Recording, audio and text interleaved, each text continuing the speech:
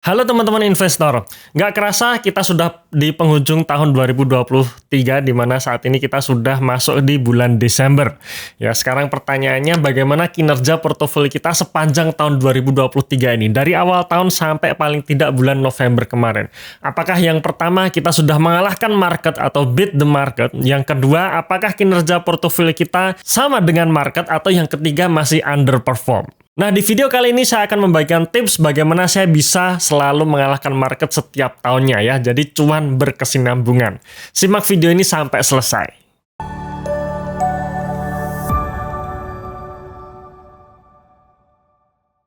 Oke, sebelum saya membagikan tips bagaimana kita bisa selalu mengalahkan market setiap tahun. Nah, melalui channel Telegram The Investor, kami juga melakukan polling ya, yang dimana kita akan melihat nih bagaimana sih kira-kira kawan-kawan kinerja portofolio kawan-kawan di sepanjang tahun 2023 ini sampai bulan November. Dan kalaupun misalkan masih underperform, kira-kira apa kendalanya? Di situ saya sampaikan. Di video kali ini kita akan bacakan ya, sambil nanti di sesi akhir saya akan memberikan tips bagaimana kita bisa selalu mengalahkan market. Oke, jadi dari hasil survei kami ya, di mana ada 711 votes yang telah diberikan oleh kawan-kawan. Jadi saya ucapkan terima kasih bagi kawan-kawan yang sudah memberikan votes-nya. Dan bagi kawan-kawan yang belum join di channel Telegram, silahkan untuk join di channel Telegram kami ya. Karena kadang di situ saya share tulisan-tulisan yang tidak bisa saya videokan ya. Linknya ada dalam deskripsi box atau dalam kolom komentar yang kami pin ya. Nah, di sini dari 711 votes, ternyata 35% sudah beat the market. Artinya ini cukup bagus, ya cukup bagus, di mana teman-teman ternyata juga banyak yang sudah mengalahkan market ya. Ada 16% yang kinerja portofolionya sama dengan market, dan hampir 50% kinerja portofolio teman-teman ternyata masih underperform. Nah, sekarang berikut saya bacakan ya kendala-kendalanya. Pertama dari Pak Rahmat, porsi besar ada di BSD dan BTPS yang saat ini masih minus. Ya, jadi ada dua porsi terbesar dalam portofolio yang kebetulan harga sahamnya turun sehingga menurunkan kinerja portofolio keseluruhan, gitu ya. Oke, kemudian Pak Yong Chi Chiang underperform karena keseret saham konstruksi dan media yang turun dalam minus 40% dan nggak bisa cut loss karena sudah terlalu dalam minusnya. Sedangkan saham yang lain yang hijau portonya hanya plus 1-4%. Kemudian Pak Arif Hamdan Syarif sampai saat ini masih plus 40%-an dari total portfolio meskipun ada beberapa saham yang minus di atas 10%. Wah, selamat Pak Arif, sudah beat the market. Kemudian Pak Noval, kendala masih terlalu banyak hold saham. Saat ini ada 22 saham yang di hold dan mau keluar biar lebih ramping ya, masih merah merona. Wow, pegang 22 saham. Mantap, Pak.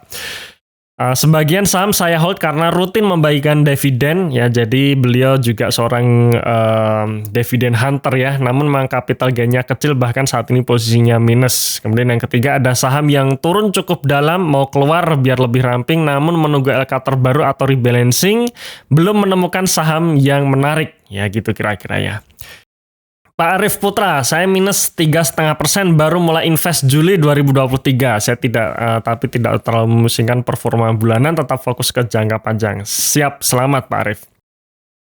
Kemudian Pak Sukinto MD, saya masih hold saham POSA dan CUWL. Kedua saham ini luar biasa dan porsi hampir 90% modal di situ. Wow, padahal POSA dan Kowal kalau kita lihat saat ini harganya 50 ya, masuk ke harga gocap, dan 90% alokasinya ada di dua saham tersebut. Semoga bisa recover segera Pak Sukinto. Kemudian Pak HN plus 20% kinerja 8 bulanan. Selamat Pak HN, sudah beat the market ya. Di mana 99,9%-nya simpan di saham. Keren Pak. Kemudian Pak Yose Ega Mulyadi, menang gara-gara Pani dan Brand. Jika nggak ada dua saham itu underperform. Ya, jadi memang kalau kita lihat sepanjang tahun 2023 ini saham Pani dan juga Brand ini naiknya luar biasa ya. Jadi katakanlah kita punya 20 atau 30% alokasi di dua saham ini, pasti kinerja portofolio kita juga sudah menang ya, atau beat the market. Yang terakhir ada Pak Robin, Aces, BBRI, Brand, TLKM. Sejauh ini portofolio saya masih memuaskan ya. Berarti memuaskan ini bisa kita anggap sudah beat the market atau sudah menang dari market. Jadi selamat Pak Robin, sudah mengalahkan market. Oke, kendala-kendala tersebut akan saya jawab melalui tips yang akan saya bagikan ya. Cuman sebelum saya membagikan tips, saya juga ingin share bagaimana kinerja portofolio saya sepanjang 3 tahun terakhir. Tahun 2021, kita masih ingat waktu itu ada pandemi COVID ya, COVID varian Delta, di mana varian Delta ini varian yang jauh lebih ganas dibandingkan varian sebelumnya.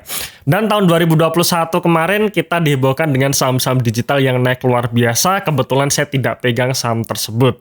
Karena menurut saya saham-saham tersebut adalah saham-saham bubble. Saya pegang saham yang lain dan kinerja saya termasuk juga memuaskan buat saya. Di mana tahun 2021 kinerja portofolio saya naik 34,65% ya. Dalam 1 tahun sepanjang 2021 dibandingkan IHSG yang naik 10%. Kemudian masuk tahun 2022-nya kinerja portofolio saya juga buat saya bagus, yang dimana IHSG naik 4% sepanjang tahun 2022, tapi kinerja portofolio saya naik 24,8%. Masuk tahun 2023 ini sampai bulan November saya juga menganggap kinerja portofolio saya bagus ya, karena kinerja portofolio saya akhirnya naik 33,8% dibandingkan IHSG yang naik 3,3%. Ya, seperti kalau teman-teman mengikuti portofolio saya tidak pegang saham-saham miliknya grup Pak PP ya, Pak Prayogo Pangestu. Jadi saya memang memilih untuk defensif, memilih untuk jangka panjang, memilih untuk ketenangan investasi. Jadi saya pilih saham-saham yang berkualitas. Yang dimana kinerja portofolio saya pun buat saya sampai bulan November masih bagus ya. Sudah mengalahkan market kurang lebih 30% sampai bulan November. Jika dihitung dari tahun 2020, di mana tahun 2020 tersebut ya, 2020 waktu itu terjadi market crash, IHSG sempat turun sampai 30% dan portofolio saya sempat turun 50%. Sampai bulan November 2023 saya bersyukur kinerja portofolio saya tetap bagus, di mana kenaikannya mencapai 116% ya dalam waktu kurang lebih sekitar 3 tahun 11 bulan.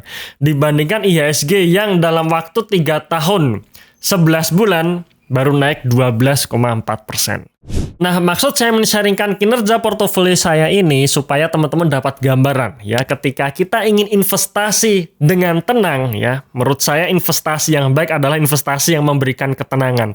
Maka target kita juga tidak bisa muluk-muluk, dalam artian kita cari saham-saham yang berkualitas. Di mana dengan kita memilih saham-saham yang berkualitas, kenaikannya akan sustain. Ya, kenaikannya akan sustain, akan berkelanjutan. Jadi tidak hanya cuan di tahun 2023 ini saja, tapi bagaimana tahun 2024 nanti, 2025 nanti, bahkan harapan kita adalah seumur hidup kita masih pegang saham, kita membangun kekayaan di saham, kita masih bisa terus cuan berkelanjutan.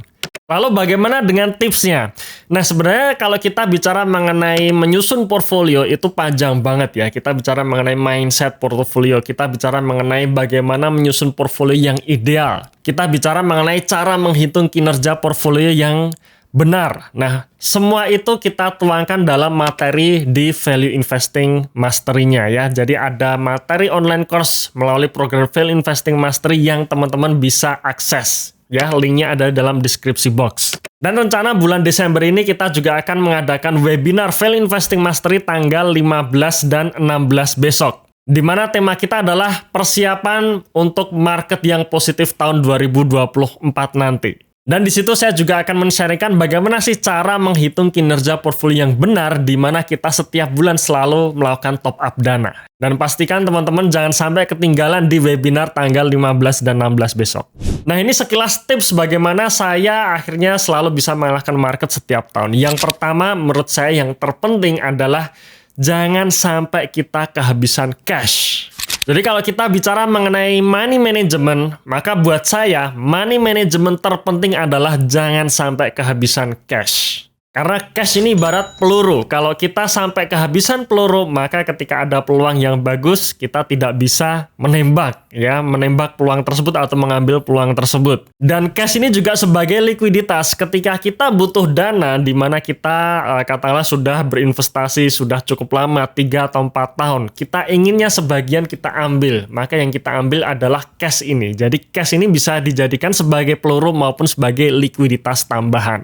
Terus gimana caranya supaya kita tidak kehabisan cash? Ada 2. Yang pertama adalah kita harus rutin nabung setiap bulan. Jadi mau nggak mau setiap bulan kita sisihkan penghasilan kita untuk kita masukkan ke dalam RDN. Atau yang kedua, ketika misalkan kelolaan kita sudah sangat besar sehingga kita tidak kerasa ya, kalau kita misalkan nabung, kita tidak kerasa ada penambahan cash di situ, maka yang kedua kita bisa melakukan rebalancing. Artinya kita jual sebagian saham kita untuk kita jadikan cash, atau mungkin kita anggap salah satu saham di antara semua saham yang ada di portofolio kita adalah sebagai cash yang dimana itu bisa kita jual sewaktu-waktu. Oke, itu tadi yang pertama ya, jangan sampai kehabisan cash. Kemudian yang kedua, saya melakukan diversifikasi di 3 sektor yang berbeda. Kenapa saya pilih diversifikasi? Karena saya tidak tahu kapan saham-saham yang saya pegang ini akan naik. Dalam artian ketika kita sudah memilih perusahaan atau saham yang berkualitas, kadang belum tentu di tahun ini naik. Kenapa? Karena momentumnya belum masuk. Dan biasanya memang saya pilih saham-saham seperti itu ya, saham-saham yang belum dilirik oleh market, dia bagus, kinerjanya bagus, dan harga sahamnya belum naik karena memang belum ramai, di situ saya masuk duluan. Cuman mulai ramainya saya tidak tahu, maka di situ saya sabar menunggu. Nah, di antara kesabaran tersebut, saya memilih paling tidak saya punya 3 sektor saham di dalam portofolio saya. Karena suatu hari nanti atau suatu waktu akan ada salah satu sektor di dalam portofolio saya ini yang akhirnya akan manggung. Dan saat itulah kinerja portofolio saya akan ikut terkerek oleh market ya, atau naik. Saya ambilkan contoh misalkan gini. Kalau misalkan ya kita pegang mayoritas di sektor properti. Kita lihat dari tahun 2020 sampai 2023 ini emiten properti belum diapresiasi oleh market. Jadi bayangkan kalau 80% portofolio kita ada di sektor properti, bisa jadi dari tahun 2020 sampai sekarang ya portofolio kita belum naik. Nah, jadi itu alasan kenapa saya pilih diversifikasi ya, minimal di 3 sektor yang berbeda.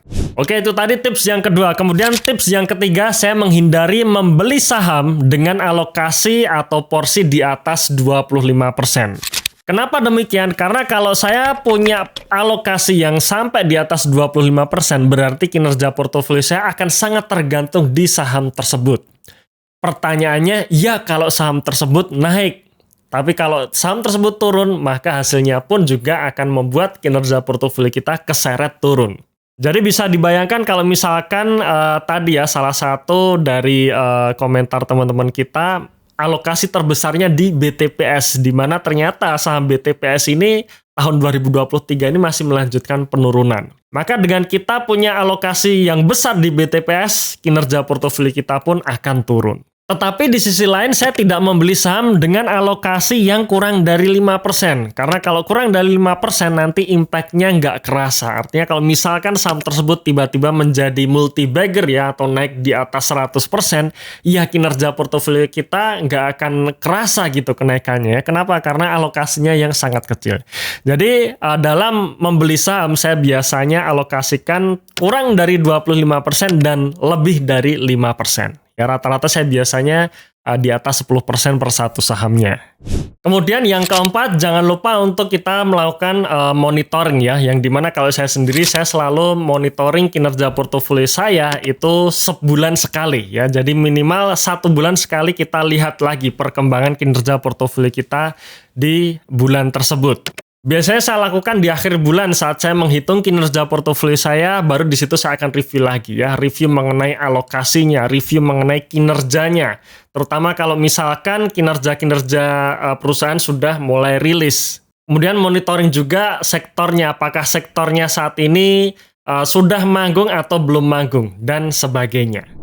Nah, itu tadi beberapa tips bagaimana saya menyusun portfolio, dan sekali lagi ya, tentu saja ini baru tips sepintas saja, selengkapnya ada di program Value Investing Mastery. Dan sekali lagi saya mengajak kawan-kawan untuk join menjadi komunitas kami melalui program Value Investing Mastery. Ya, linknya ada dalam deskripsi box ya, atau di kolom komentar yang sudah kami pin. Oke, terima kasih sudah menonton video ini sampai akhir. Saya tunggu Anda di webinar tanggal 15 Desember besok. Dan salam Passive Income.